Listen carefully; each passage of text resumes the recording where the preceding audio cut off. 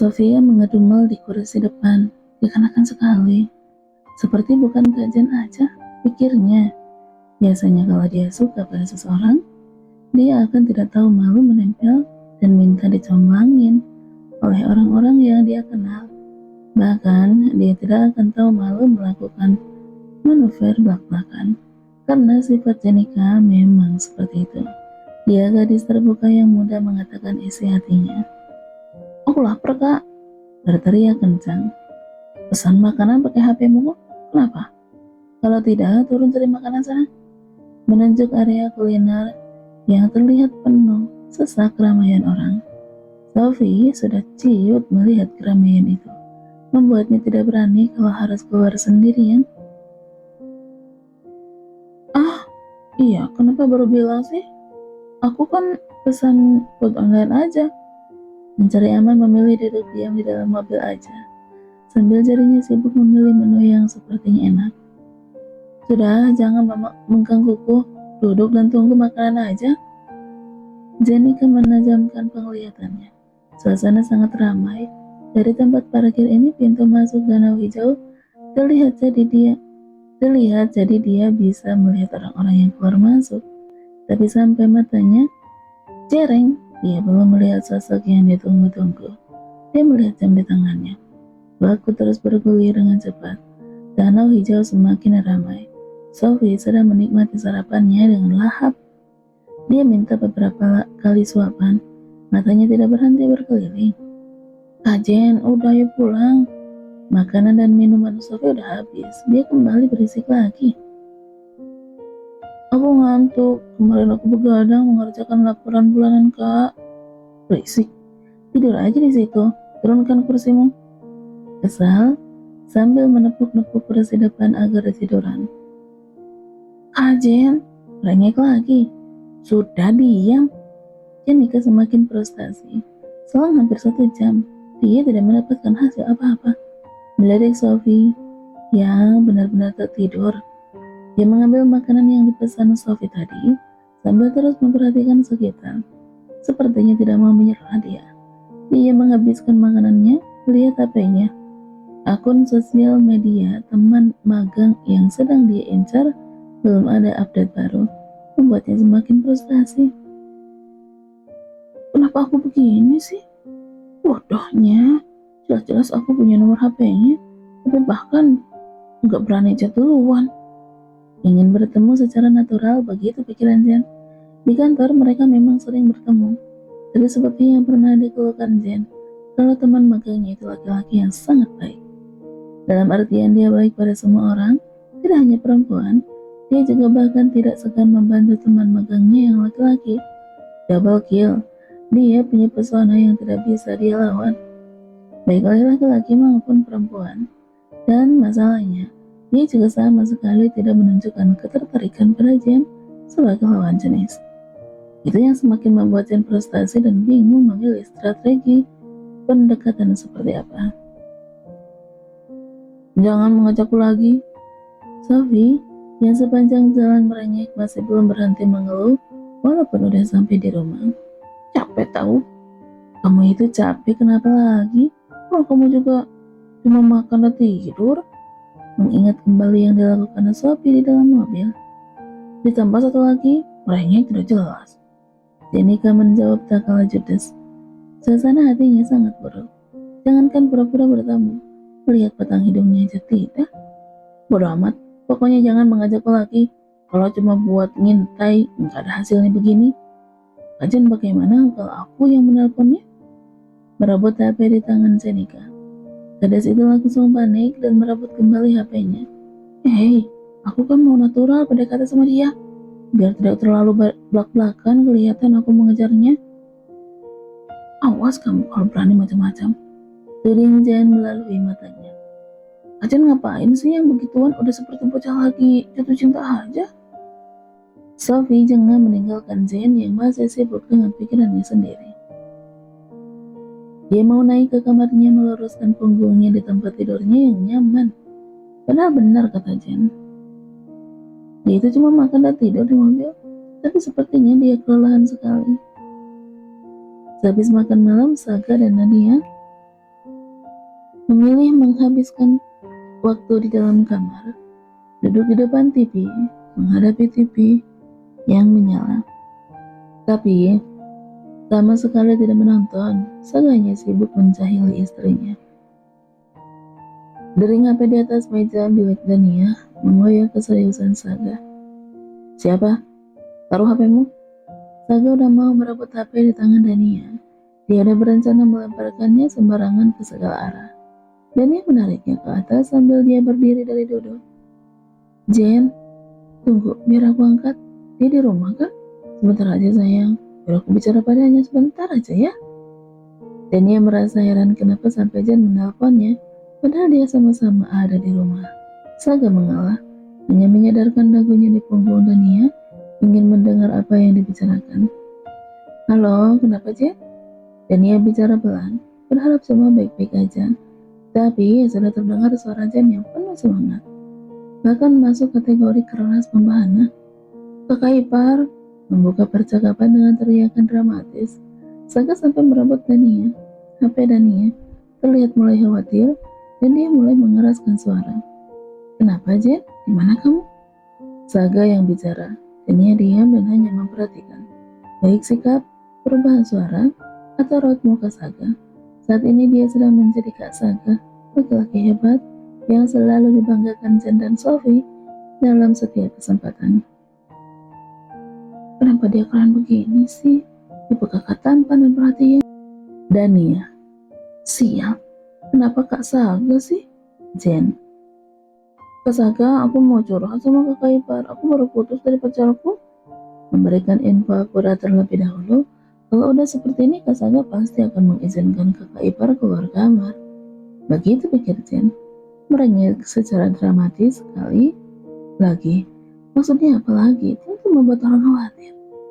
Di mana kamu? Di bawah, Kak. Belum bicara lagi, Saga udah mematikan HP-nya. Dania bangun dari duduk, mengambil HP yang dipegang suaminya, lalu menarik tangan Saga untuk keluar kamar menemui Jen. Gadis itu bisa membaca situasi kalau Saga sedang mengkhawatirkan kondisi adiknya. Walaupun Dania sendiri tahu, Jen memang sengaja bicara berlebihan dan penuh drama tadi. Kakak ipar memeluk Dania yang datang ke kursinya. Ya, peluk sampai puas kakak iparmu. Karena kamu sedang putus cinta, jadi aku mengalah ini. Bicaralah dengan tenang. Aku tidak akan mengganggu. Saga meninggalkan dua wanita berharga dalam hidupnya itu, masuk ke dalam ruangan kerjanya. Dan entah muncul dari mana Pak Mun sudah mengikuti langkah kakinya. Tapi laki-laki itu terlihat keluar lagi, menuju dapur, mungkin mengambilkan sesuatu untuk dimakan Saga. Kembali pada Jen dan Dania yang sedang duduk di sofa. Baiklah, lepaskan pelukanmu. Kalian ini satu keluarga kenapa sih? Senang sekali memelukku. Jen melepaskan pelukannya, tapi dia masih bersandar di bahu Dania. Kakak ipar, aku udah putus dengan pacarku, dan aku mau mengejar teman magangku, tapi aku tidak tahu harus mulai dari mana. Memeluk lagi, dan dia menggoyangkan tubuhnya, tapi tetap aja gadis itu tidak melepaskan tangannya. Bagaimana kalau mengajaknya makan? Berdua? Memberi ide sederhana, tapi dia tidak sedang punya pacar juga kan?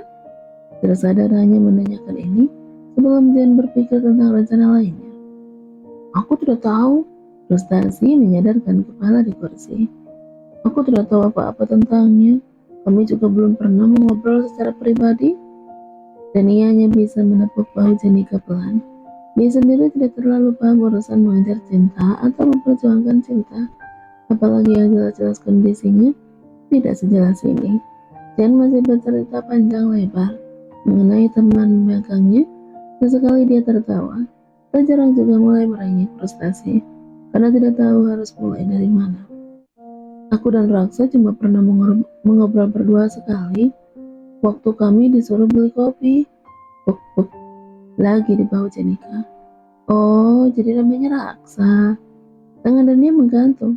Dia terdiam berpikir cepat. Tidak mungkin kan? Mulai panik sendiri dalam pikirannya. Siapa aja? Raksa? Dia nama teman magang yang mau aku kejar kakak ipar, namanya Raksa. Batu besar menghantam Dania dengan keterkejutan. Kenapa dunia jadi sekecil ini? Begitu gumamnya pelan. Saga udah berdiri di dekat sofa.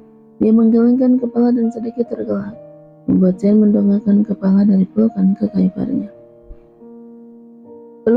Peluklah kakak iparmu sampai kau lega. Kasihan sekali kamu, Jen. Jenika bingung, dan ia jauh lebih bingung. Bagaimana harus menjelaskan? Saga ikut duduk di samping adiknya, menepuk kepala adiknya pelan. Bagaimana kami bisa terlibat hubungan rumit ini coba? Dan ia mengambil HP yang tergeletak di atas meja. Lepaskan aku, Jen, dan lihat ini. Apa ini teman magangmu yang sedang kamu kejar? Dan ia menunjukkan tampilan layar depan HP-nya. Jenika merebut cepat. Mulutnya terbuka menganga. Bagaimana bisa dia ada di sini? Dengan kakak ipar lagi. Melihat Dania, Azali lekat, lalu membandingkan dengan foto yang dilihatnya di HP. Dia adik dari kakak iparmu. Merebut HP sambil memberikan informasi mematikan. Mereka memang tidak mirip karena beda ibu. Saga fokus dengan HP milik Dania. Sementara Janika mulai ngedrama dengan gaya lebaynya, mengguncang tubuh Dania keras. Kakak ipar, kenapa gak bilang-bilang sih kalau punya adik sekeren ini pada aku? Pulangin aku sama dia ya. Ya, aku mohon, please. Masih digoyang-goyang tubuhnya. Dan ia diam aja dengan tubuh terguncang sambil mengernyit melihat Saga. Kenapa lagi dia? Foto-foto selfie dengan HP-ku. Saga terlihat tidak peduli keramaian di sebelahnya dan masih asik dengan HP Dania. Masalahnya Raksa udah punya pacar, Jen. Seperti tertancap panah, langsung membuat Jen mati mendadak. Tangannya berhenti bergerak. Dia menjatuhkan kepala lunglai ke dada Dania. Sabar ya, Den. Nanti kamu pasti bertemu dengan laki-laki baik lainnya. Aku mau Raksa, kakak ipar. Tapi kamu jelas-jelas bukan tipe idealnya Raksa, Jen. Aduh, bagaimana aku menjelaskannya? Dania menendang kaki Saga meminta bantuan. Sudah kehabisan kata penghiburan untuk Jen. Tidak tahu harus berkata apa lagi. Awas kau, sampai mengganti layar depan HP-mu dengan foto adikmu lagi. Bicara sambil menempelkan bibir di telinga Dania. Jadi untuk itu kamu foto-foto tadi? Cih. Iya sayang, tapi bantu aku mengatakan pada Jen ya. Bagaimana aku mengatakannya ya? Masa aku mesti bilang kalau Jen bukan tipe ideal Raksa? Dia nanti semakin frustasi, bagaimana? Bantu aku ya. Menggoyangkan kepala menjauhkan bibir Saga dari telinganya. Kenapa? Tipe adikmu pasti sepertimu kan? Dasar sister komplek. Memeluk erat. Bukan begitu. Mungkin karena kami sangat dekat, jadi dia merasa nyaman dengan wanita yang mirip denganku. Apa? Kenapa kasar? Dia kan adikku. Masih aja cemburu. Tapi sayang, benar bantu aku ya. Menepuk tangan Saga berulang. Bilang pada Jen, baiklah, akan aku urus dia. Jangan khawatirkan lagi dia. Mengangkat kepala dan memakai siku tangannya untuk bersandar. Tapi kalau Jen mau berusaha secara sportif, kamu mengizinkannya kan? Dia mengejar adikmu? Hei, kok jadi begitu? Aku tidak mau Jen terluka nanti kalau Raksa menolaknya. Memohon pada Saga, tolong nasihati Jen untuk menyudahi perasaannya. Aku akan memberi Jen waktu untuk memperjuangkan perasaannya. Kau saja bisa jatuh cinta padaku kan? Apa adikku tidak? Tersenyum melicing sambil mencium bibir Dania berulang kali, disusul dengan tawa senangnya. Hei, kenapa membandingkan kami? Kamu? Kan tidak.